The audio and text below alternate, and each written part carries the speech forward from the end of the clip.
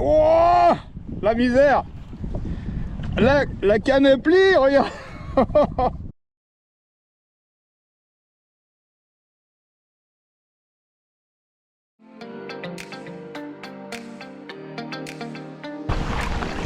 Salut à tous, nouvelle vidéo, donc pêche en kayak aujourd'hui.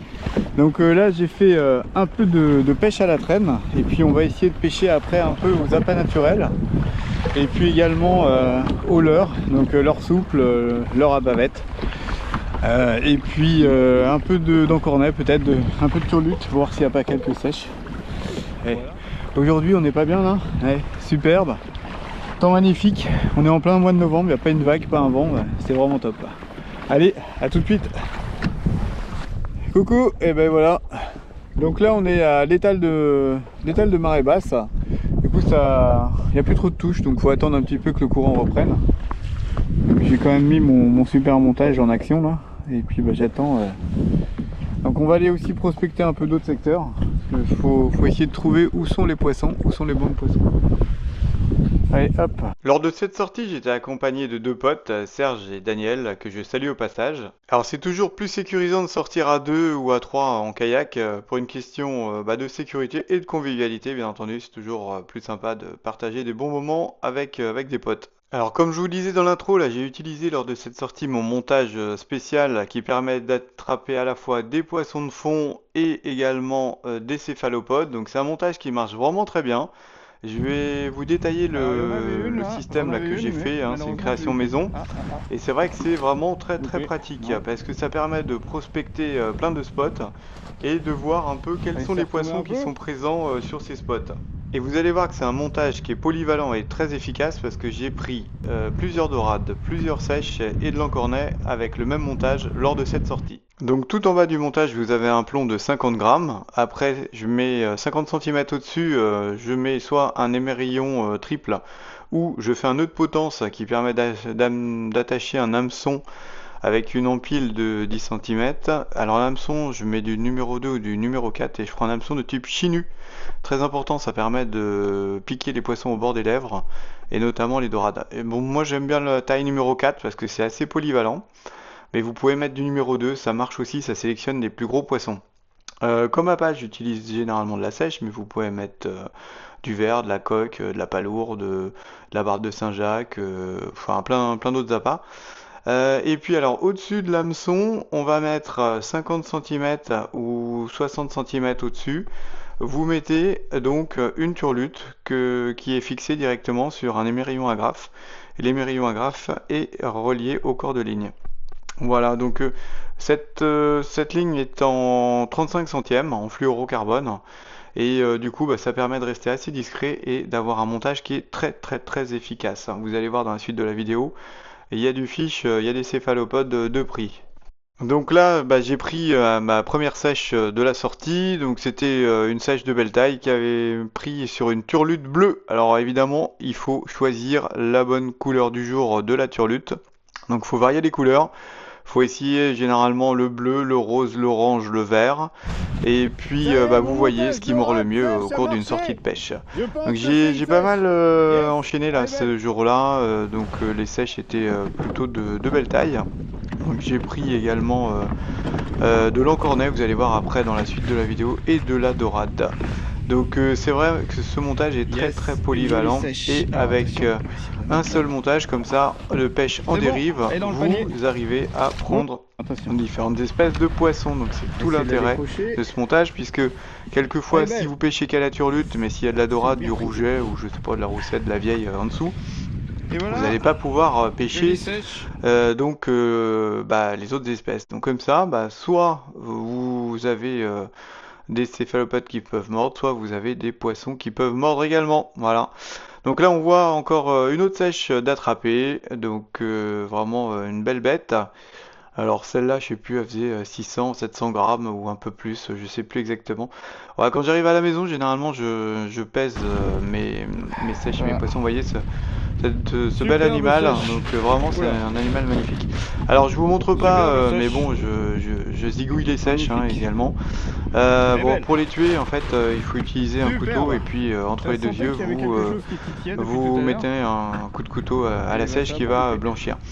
Également, pareil pour les calamars, ça marche très bien. Vous les tuez donc avant de les mettre dans votre sac ou dans votre boîte. Bon, Voilà. une autre petite Donc là, sèche. à nouveau à l'écran, on voit On va voir si je les garde ou pas. une sèche qui a mordu, donc qui s'est fait prendre sur une turlute bleue et là elle m'éclabousse un peu partout. Alors attention parce que ça projette de l'encre et il faut nettoyer tout de suite hein, si vous avez de l'encre qui est projetée parce que c'est vraiment tenace. Bon moi j'en ai un peu partout sur mon kayak,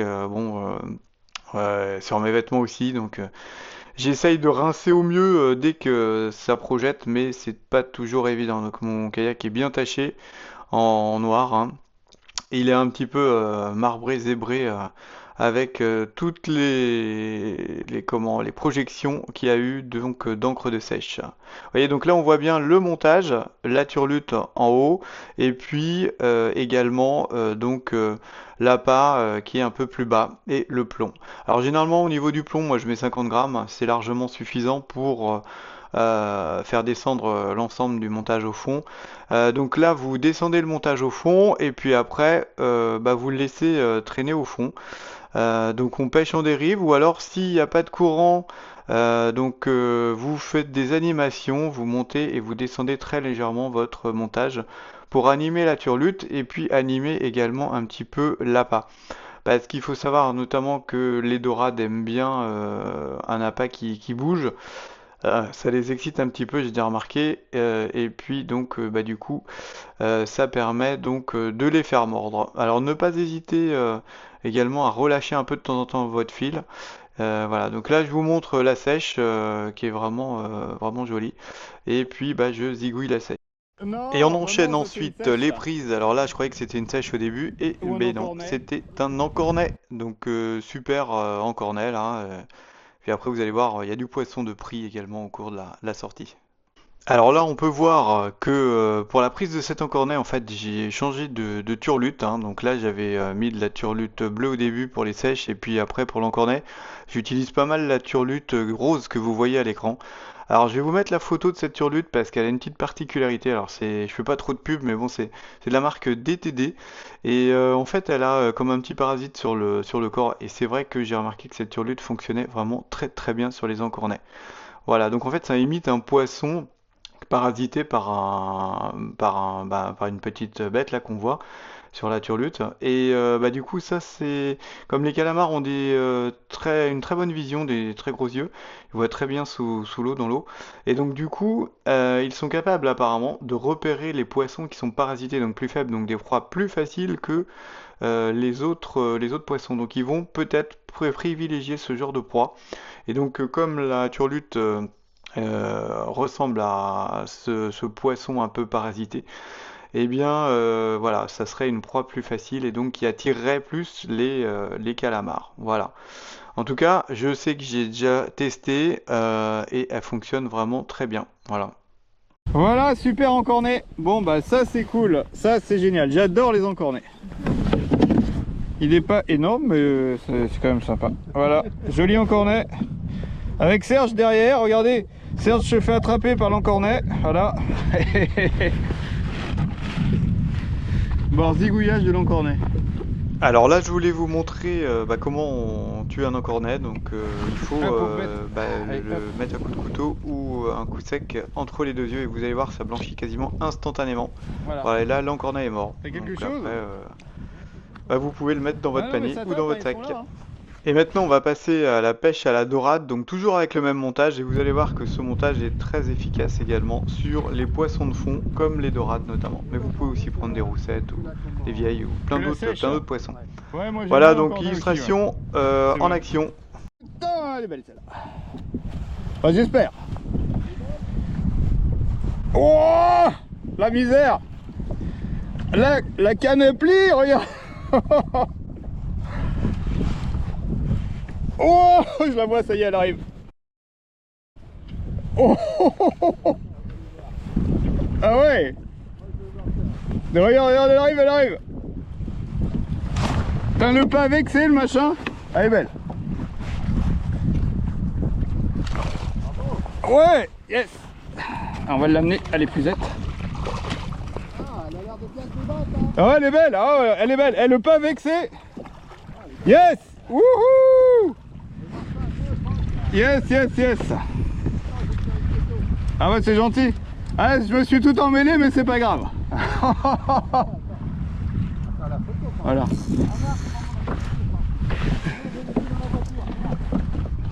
Oh purée, elle est belle. Elle est belle, elle est belle. T'as vu le morceau? Non, c'est une grise, mais jolie grise. Hein. Jolie grise. Et vous voyez, les gars, moi je fais mon montage double et ça marche, hein. Bah merci, ouais. Non, c'est pas. Je fais le montage qu'il faut, c'est ça. C'est vrai que ça aide, hein. Non, non, ouais. Ah bah je sais pas, mais elle est belle, hein. Elle est belle là. Oh. Voilà, on va dire. Alors j'ai oublié de vous préciser sur le montage, donc sur l'hameçon, juste avant l'hameçon, vous pouvez également mettre une perle de couleur, donc soit une perle jaune, une perle fluorescente. Ça va permettre au poisson de bien repérer donc votre appât et de le diriger vers l'appât dans l'obscurité des fonds. Voilà. Donc je vous montre la dorade. Donc elle fait 35 cm pour 700 grammes. Donc c'est un beau poisson. Alors évidemment sur l'image ça fait pas forcément un gros poisson, mais je peux vous dire que c'était un très beau poisson. Voilà. Et ensuite j'ai enchaîné avec d'autres dorades, hein, je vous montre. Là on attaque la suite de la vidéo. Voilà, magnifique poisson, j'étais vraiment très content. Ça c'est vraiment cool. Hein? Bah j'en ai un là, mais attends, je la mesurerai après. 35. 35. Non, elle fait 35, elle fait 35. Autre dorade. Ouais. Elle est moins grosse celle-là. Elle est beaucoup moins grosse, hein.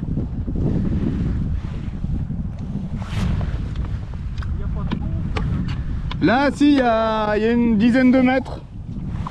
Et celle-là est pas grosse, hein. Je vais peut-être la remettre... On va voir, je vais peut-être la remettre dans le truc. Ah ouais, c'est pas une grosse touche celle-là. Elle a pas fait une grosse touche.